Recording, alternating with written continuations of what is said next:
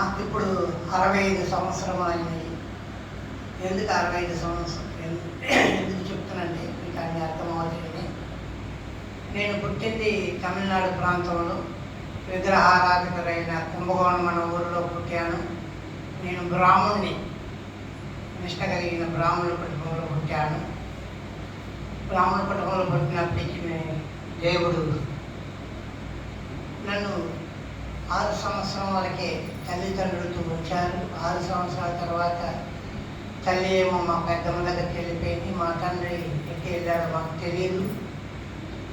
కొన్ని దినాలు అలాగే మా పెద్దనాన్న దగ్గర, మా చిన్నమ్మ దగ్గర అలాగా బతుకుతూ అలా ఉండగా కొన్ని దినాలు నేనే ఇంకొక చోట అలాగే జీవిస్తూ, హోటల్లో పనిచేస్తూ అలా జీవిస్తూ ముందుకు వస్తుండగా తల్లి మళ్ళీ మా తండ్రి మాకు దొరికాడు.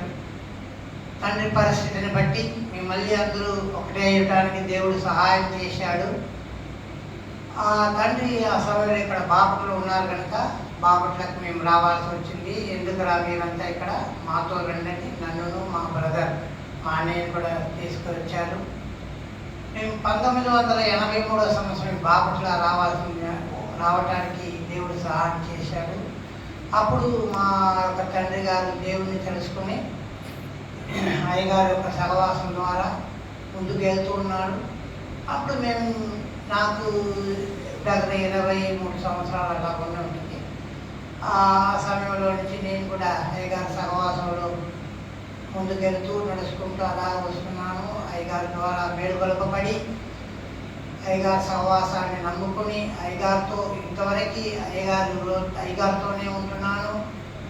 అయ్యగారి మాటలు ఎందుకంటే మనల్ని ప్రతి ఒక్క విషయంలో మేలుకొలుపుద్ది. నాకైతే మాట్లాడటం కూడా చేత కాదు. నేను తమిళ అని అంటే మాటలు పలు పోతా ఉంటాయి.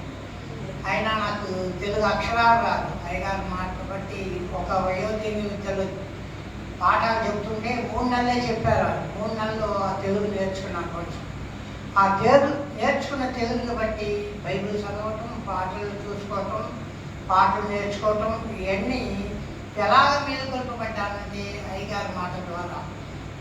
ఎందుకంటే అయ్యగారి మాట ద్వారా అంటే దేవుడు అయ్యగారిలో ఉండి మనకి మేలుకొలుపుతాడు. మీరు ఎప్పుడైనా చుచ్చుకొట్టిన ఎవరని బ్యాటరీ లాగా ఉండాలని మాకు ఎప్పుడు హెచ్చరిస్తూ ఉండేవాడు.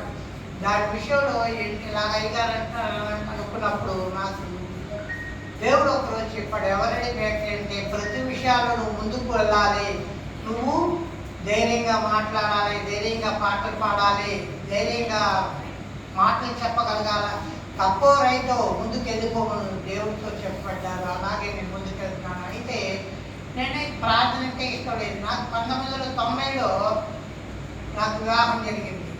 ఆ అయ్యగారి సహవాసం ద్వారా ఒక అమ్మాయితో అమ్మాయితో నాకు ప్రార్థన పెళ్లి జరిగింది.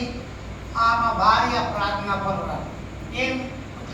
ప్రతి ఉదయాన్నే లేచి ప్రార్థన చేసి, నేను లేకపోతే కూడా కూర్చుని గంట సేపు ప్రార్థన చేసింది. మళ్ళీ నన్ను లేపి పాట పాడుకుని ప్రార్థన చేద్దాం, బైబిల్ చదువుకున్నాను. నన్ను ప్రతిదినం లేపి పాట పాడుకుని బైబిల్ వచనాలు కొన్ని చదువుకుని అలా కొంచెం ప్రార్థన చేసుకున్నాను. ఆ యొక్క ప్రార్థన బట్టి, ఆ చదువుకోవటాన్ని బట్టి ఈ దినం నేను కొంచెం కాకపోతే కొంచెం మాటలు, ప్రార్థన అన్నీ ముందుకు సాగుతున్నాం. అలాగే ముందు ఎలా చేసి ఇక్కడికి వచ్చిన తర్వాత మనకు అందరికీ తెలిసిన విషయమే చక్కరక్ష చదువుకునేవాడిని. చక్కరక్ష చదువుకున్నప్పుడు ఈ మచ్చిపూరి కాలనీలో నాకు అనేక సహోదరులు ఉన్నారు. పౌలని, జాన్ అని, అలాగే ఇక్కడ ఒక బంకు పెట్టుకుని ఒక ఆయన పేరు మర్చిపోయాం. ఇలాగ మన సహోదరులు కూడా నాతో పరిచయమైన వాళ్ళే. మేమంతా అప్పుడు ఆశీర్వాదం గారు ఉండేవారు. ఆశీర్వాదం గారు, దాసు గారు, వీళ్ళందరితో పరిచయంతోనే ఈ గ్రామంలో కూడా నేను చిన్నప్పటి నుంచే పరిచయమైన వాడిని. అలాగే ఇట్లా అయ్యగారి సహవాసంతో ముందుకెళ్తా ఉన్నాను. ఈ మధ్యకాలంలో ఇంకా చెప్పాలంటే చాలా ఉన్నాయి. ఈ మధ్యకాలంలో ఒక చిన్న ఇల్లు శుభ్రం చేస్తుంటే చిన్న పురుగు పుట్టింది. ఏం పుట్టిందో నాకైతే తెలియదు. పుట్టిన సాయంత్రం నుంచి జ్వరము, గంతులు, ఎరుకులు అంటుంటే అయ్యగారికి ప్రార్థన చేశారు. అది కొన్ని దినాలు ఇబ్బందికరంగా ఉంది. జ్వరం వచ్చింది, మానటం లేదు. అది పెద్ద గాయం అయిపోయి ఇబ్బంది పడుతుండగా అయ్యగారితో చెప్పుకుంటూ ప్రార్థన చేస్తుంటే డాక్టర్ దగ్గరికి వెళ్తే ఆయన ఆపరేషన్ చేయాలి అన్నాడు. నేను భయం వేసి వెళ్ళాల.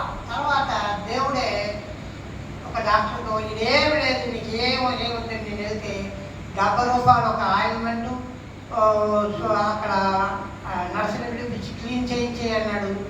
నర్సుని పిలిచి క్లీన్ చేయించాడు, ఆయిల్మెంట్ ఇచ్చాడు. నా పేరు నటరాజు, ఏం లేదు, నీకు తగ్గిపోద్ది అన్నాడు. ఇప్పుడైతే పరిపూర్ణంగా తగ్గిపోవడానికి సిద్ధమై ఉన్నాయి. ఎందుకు చెప్తానంటే దేవుణ్ణి నమ్ముకున్నాను కనుక. ఇప్పుడైతే నాకు రిక్షా పోయి ఆటో వచ్చినాయి. ఈ ఆటో ద్వారా సేవలో సహాయపడటానికి దేవుడు కృపయిస్తున్నాడు. పైగారిని నమ్ముకుని ఎల్లప్పుడూ నేను ఇలాగే ముందుకెళ్ళాలి. మీరు కూడా నా కొరకు ప్రార్థన చేయండి. ఇంకా చెప్పాల్సిన సాక్ష్యం అనేకలు ఉన్నాయి, కానీ మనకి సమయం కొద్దిగా కనుక చిన్న విషయాన్ని ముందు పెడుతున్నాను. అలాగే మీరు కూడా ఏం చేయాలంటే, మీ భర్త ప్రార్థనకి వస్తారో, బిడ్డలు ప్రార్థనకి వస్తారో లేదు, కానీ మీరు అనుదినం ఉదయాన్నే ప్రార్థన చేస్తే నా వల్లనే మీ భర్త కూడా అలాగ, నా భార్యను చూసి నేను అలాగ మారాడు, మీ భర్తలు కూడా మారవచ్చు, మీ పిల్లలు మారవచ్చు, చర్చి నింపవచ్చు. మీ ద్వారా ఈ చర్చి నింపబడాలని నా యొక్క ఆశ కనుక ఇక చిన్న సాక్ష్యం చెప్పడానికి అయ్యగారిని అడిగాను, సమ్మతించారు. దీని యొక్క సాక్షులు ఏదైనా తక్కువ క్షమించమని యొక్క సాక్ష్యాన్ని ముగించుకున్నాను.